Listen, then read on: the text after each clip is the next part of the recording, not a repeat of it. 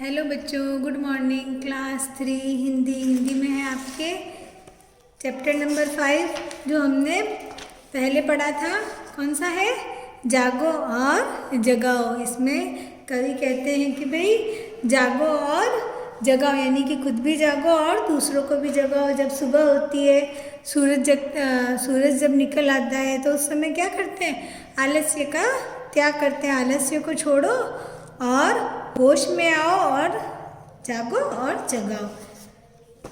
यानी कि जो हमारा जो समय है बहुत ही महत्वपूर्ण है, कवि कहते हैं। तो इसमें आपके सबसे पहले है पेज नंबर 28 पर आपके प्रश्न है। अभ्यास वाटिका में आपके प्रश्न है मौखिक प्रश्न। मौखिक प्रश्न में सबसे पहले आपका प्रश्न है, तुम सुबह किस समय उठते हो?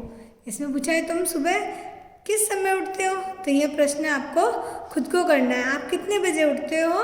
तो आपको भी वही लिखना है कि भाई हम सुबह प्रातः 6 बजे उठते हैं या फिर 7 बजे उठते हैं। आप जब भी उठते हो तो इस प्रश्न का उत्तर आप लोग खुद करेंगे, ठीक है। उसके बाद में है प्रश्न नंबर 2। सुबह उठकर तुम सबसे पहले क्या करते हो? तो यह भी आपको ही करना है कि भाई आप सुबह उठकर सबसे पहले क्या करते हो? नहाते हो, ब्रश करते हो, नाश्ता करते हो, क्या करते हो? ठीक है, फ्रेश होते हो जो भी। तो आपको लिखना है कि भाई हम सुबह उठकर सबसे पहले नहाते हैं, या जो भी आपको पहले करते हो वह आपको करना है। यह 2 प्रश्न जो है आपको खुद को उत्तर लिखना है, ठीक है। उसके बाद में प्रश्न नंबर 3, कैसी घड़ियाँ बीत चुकी है? तो आपको लिखना है आलस की घड़ियाँ बीत चुकी है, ठीक है। कैसी की जगह आपको लिखना है आलस, ठीक है। आलस की घड़ियाँ बीत चुकी है, ठीक है। उसके बाद में है आपके बहुविकल्पीय प्रश्न। इसमें ख सही विकल्प पर राइट का चिन्ह लगाइए। जो सही विकल्प है इनमें से उस पर आपको राइट का निशान लगाना है।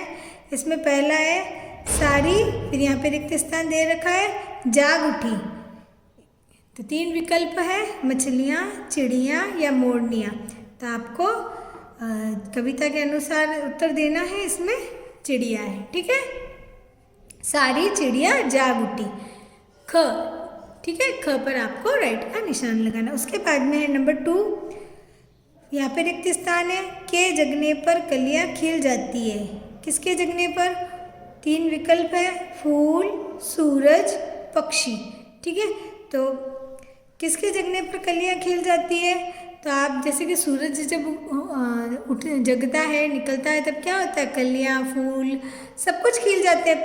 पक्षी जाग जाते हैं, फूल खिल जाते हैं, कलियाँ खिल जाती है।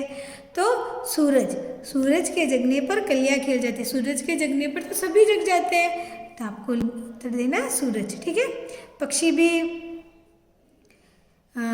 भी निकल आते हैं। कौन बेटे को जगा रहा है? क माता, ख पिता या ग जहन। यहाँ पे बहन होना चाहिए, ठीक है। तो कौन बेटे को जगा रहा है? आपको लिखना है माता, क्योंकि आपने भी देखा था कि भाई देखो मम्मी जो है बेटे को जगा रही है। यहाँ पे सूरज जग गया है, उसके बाद में मम्मी भी बेटे को जगा रही है, ठीक है। तो आपको लिखना है माता का, ठीक है। उसके बाद में है आपके लिखित प्रश्न। क्या है? लिखित प्रश्न भी आपके 3 ही है और बहुत ही छोटे छोटे से आंसर मैंने इसमें लिखे हैं। आपके लिखित प्रश्न है। लिखित प्रश्न में सबसे पहले है आपके क, सुबह होने पर कौन कौन जाग उठा? सुबह होने पर कौन कौन जाग उठा? आपने कविता पढ़ी है, इसमें क्या बताया है?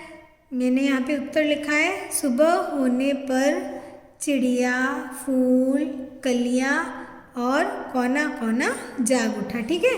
तो आपको उत्तर क्या देना है इसका?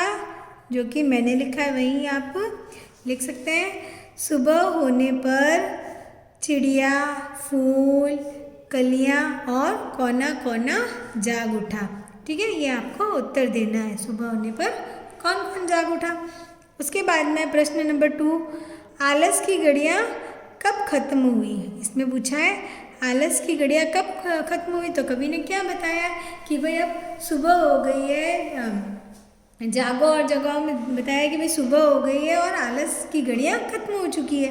तो आपको लिखना है सुबह होने पर आलस की घड़ियाँ खत्म हुई। ठीक है, रात को आप सोते हो, आपको आलस सुस्ती रहती है, तब सुबह हो गई है तो आलस की घड़ियाँ खत्म हो चुकी है।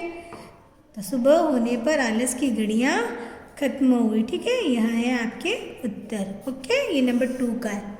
उसके बाद में इस कविता में कवि क्या संदेश देना चाहता है? नंबर 3 का 3 प्रश्न है, तो आपको उत्तर देना है। इस कविता में कवि आलस्य को त्यागने का संदेश देना चाहता है। इसमें क्या पूछा है? इस कविता में कवि क्या संदेश देना चाहता है? तो कवि ने यही संदेश दिया ना कि भाई आप आलस का त्याग करो, आलस्य को छोड़ो और जागो और जगाओ, यानी कि आप होश में आओ। यानी कि आप जो नींद में सो रहे हो तो आप सोकर क्या करोगे? आप नींद में से जागो और आलस्य को छोड़ दो। तो आपको लिखना है इस कविता में कवि आलस्य को त्यागने का संदेश देना चाहता है। आप आलस यानी सुस्ती, आप सुस्ती भी लिख सकते हैं, आलस भी लिख सकते हैं। ठीक है, आलस को त्यागने का संदेश देना चाहता है। ठीक है, उसके बाद में कविता की पंक्तियाँ पूरी कीजिए।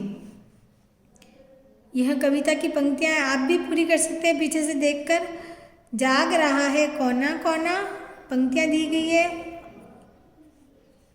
आपको यह पूरी करनी है। ठीक है, जाग रहा है कोना कोना, फिर अपना यह कैसा सोना, क्या सोकर है सब कुछ खोना, उठो होश में आओ जागो और जगाओ। ठीक है, यह आपके हो गया ग।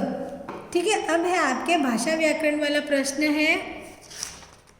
ठीक है, यह आपको बहुवचन बनाने हैं। इन शब्दों के बहुवचन बनाइए, जैसे कि दिया गया है चिड़िया, तो चिड़िया का बहुवचन मैंने यहाँ पे सामने लिख रखा है, यहाँ पे है चंद्रबिंदु। ठीक है, कली कलियाँ, घड़ी घड़ियाँ, यहाँ पे भी आपके बहुवचन है जहाँ पे चंद्रबिंदु लगा है। ठीक है, पक्षी पक्षियों, ठीक है, यहाँ पे पक्षी वृंद भी होता है लेकिन आप लिख देना पक्षियों। ठीक है, नदी नदियाँ, पर्वत पर्वतों, क्या लिखोगे? पर्वतों। ठीक है, जीव जीवों, बच्चा बच्चे। ठीक है, यहाँ आपके हो गया है भाषा और व्याकरण वाला। ठीक है, फिर आपके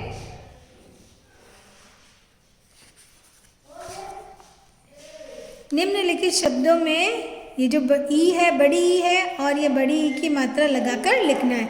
यानी कि ये जो शब्द दिए गए हैं इनमें आपको बड़ी ई की मात्रा लगाकर लिखना है। बड़ी ई की मात्रा कैसी होती है पता है? जैसे कि यह है, यहाँ पे लगा दिया घड़ी, मस्त, तो आपको मस्ती, ये क्या है? धरत, यहाँ पे आपको बड़ी की मात्रा लगानी है। धरती, ये है नद, तो यहाँ पे बड़ी की मात्रा नदी, यहाँ पे लिखा हुआ है कल, तो आपको बड़ी की मात्रा लगानी है। यहाँ पे है हाथ, आपको बड़ी की मात्रा लगानी है। यहाँ पे है बिजली, बिजल लिखा हुआ है, तो आपको यहाँ पे बड़ी की मात्रा लगानी है। ठीक है, शब्दों में बड़ी की मात्रा लगाकर आपको वापस से लिखना है। गरम, तो है गर्मी। ठीक है, ये आपके हो गया। तो आज आपके इतना ही है, ये प्रश्न उत्तर है और आपको ये कॉपी में करने और साथ में आपको याद भी करने।